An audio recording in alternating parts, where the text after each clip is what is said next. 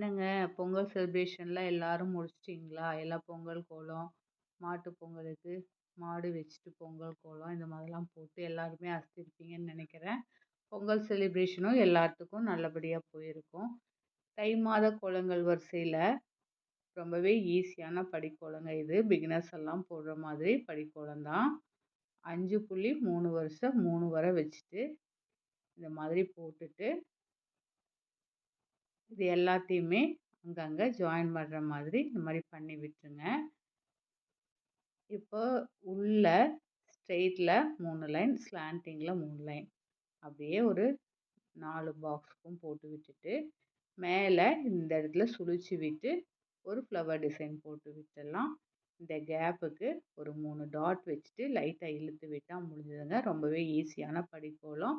கோலம் பிடிச்சிருந்ததுன்னா மறக்காம சப்ஸ்கிரைப் பட்டன தட்டி விட்டுருங்க. தேங்க்ஸ் ஃபார் வாட்சிங்.